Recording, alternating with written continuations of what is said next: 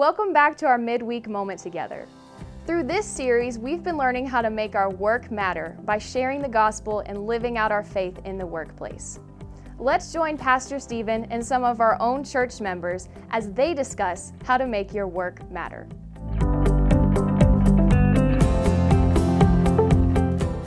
Well, Julie, thank you so much for coming and sitting with me today. We're continuing our series on work matters and talking with people about their jobs and what they do and how their faith influences their work. So why don't you start us off by just telling us a little bit about yourself, introduce yourself, tell us what you do and kind of where you work. I'm Julianne Nguyen. I've been teaching for 6 years. This August I'll be on year 7. I am currently at Gretna No. 2 Academy for Advanced Studies, and I'm teaching 2nd grade. That's awesome. So how long or what kind of got you into teaching? How did that kind of come about of deciding that's what you wanted to do? So when I was younger, in 2nd grade, I remember doing a portrait of myself in a lab coat wanting to be a science teacher with a cutout picture of my face. And as I got older, I fell in love with calculus and thought that I would want to be a calculus teacher. Then when it was time for college, of course, with my parents coming overseas and being firstborn generation, education and teaching was not something I had the opportunity to kind of follow at the time. All we knew was being a bio major, working in medicine, practicing law, any of those office type jobs that were safe. And I didn't follow suit in what I thought I wanted to do. I went ahead and was a bio major, took the DAT, took the oaths, didn't apply because I didn't feel like my heart was in it. I didn't feel like that's where my talents were. And then Michael came into my life and he said, why don't you just tell me your mom and dad what you want to do? Just do it. And he doesn't, like, culture shock right there. It's not just, oh, you can do whatever you want to do. It's, this is what I have imagined for you. And I went ahead and I did it. And it took me a year to do it. I got my certification in education, and I've always been one of those, if I want it, I'll get it, I'll do it, whatever it takes. And so I kind of knew that's why in my heart, I wasn't going to follow suit in medicine because it just I didn't do anything to make it happen.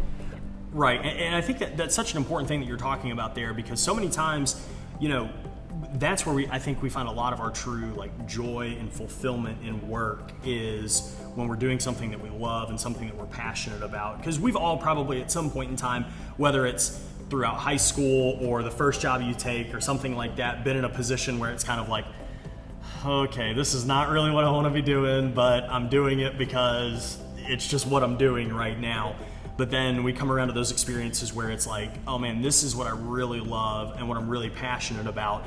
And that helps us, I think, be successful in those positions. How have you seen that kind of play out where, because you love what you do, it motivates you to work harder at it or to get better at it or to take steps forward in it? I feel like my talent is in teaching because that's what I feel like God has given me.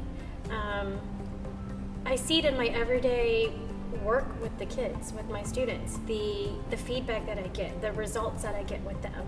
And so that always just pushes me to be better at my job. I go in there every day not thinking that I'm working for my boss, I'm working for God. And that makes me want to be better every day because I know I'm working for Him. So I'm naturally a competitive person. I don't like to lose.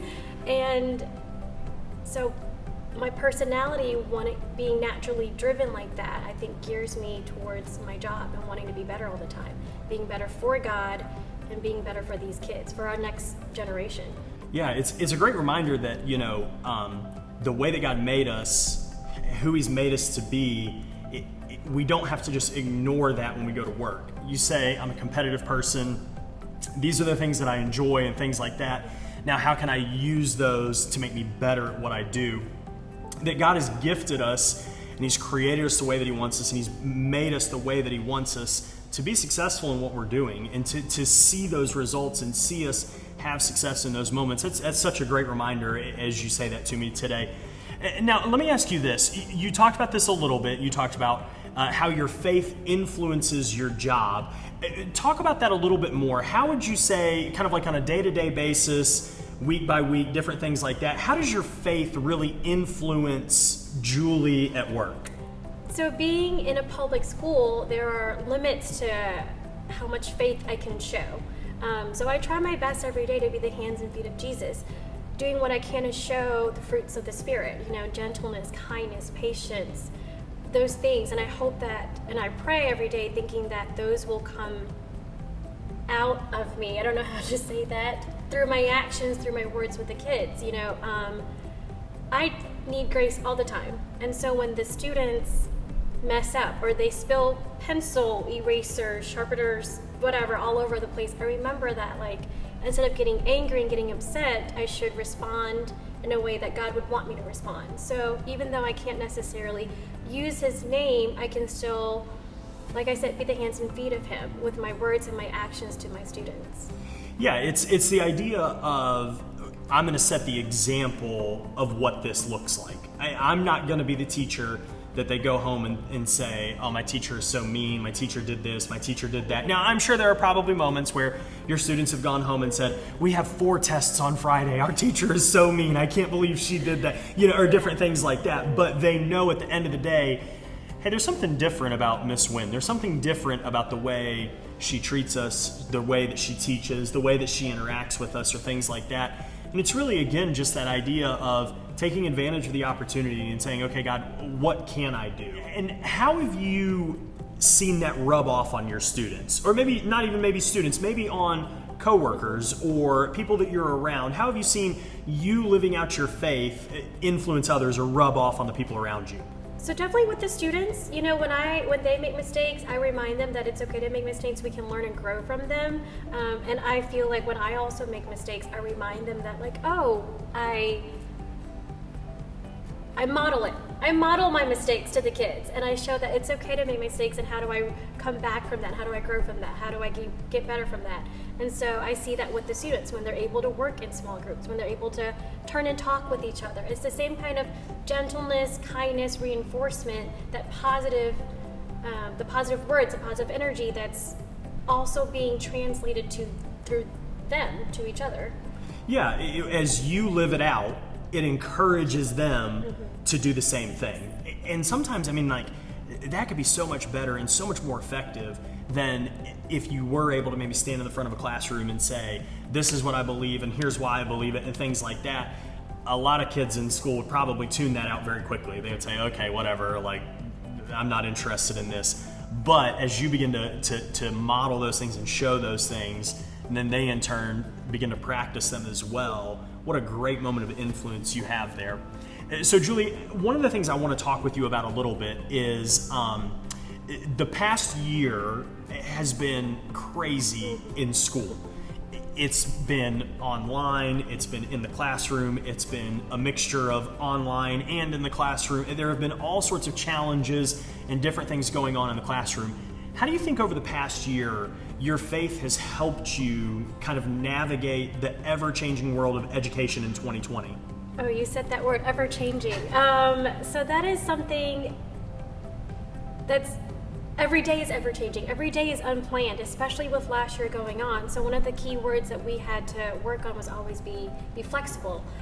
In an ever-changing career that changes from minute to minute with these students, my faith is the constant. Jesus is constant. God is constant. That's what I can always rely on and depend on. Through my hard times, the days that I wake up and I feel like, oh, I hope my technology works today, being in person and online at the same time, I just pray for God's patience to be in me extra on those days that are hard. So that's what really got me through last year with all the changes. And I'm such a planner. I'm big on planning. And so not having my day planned out, my year planned out, not knowing what's going to happen after Christmas break, if we'll be in school or not, just relying on faith and relying on God and knowing that he's got me through this. There's nothing that I couldn't handle that wasn't being given to me without him being there with me. It's a great way that you put it, of knowing that he's there with me, being the thing that doesn't change, the center, the thing that we can always come back to as that constant. Because, for everybody, work, it's chaotic sometimes. It's up, it's down, it's all over the place. And you're a great example of over the past year where not only is it changing minute to minute, it probably felt like at times, but every couple of weeks, things are changing, things are moving, things are adjusting and shifting. And I think it's important for us that when we work, we remember and remind ourselves that our faith is that constant we can come back to. That our work is ever changing and these things are going on around us, but reminding ourselves, but God, I know that you're with me in this. God, even though everything else feels like chaos around me, I know that you're here and I know that I can do this because you're with me. And that's such a great testimony. So let me ask you this as we wrap down talking about our work and how our faith influences it.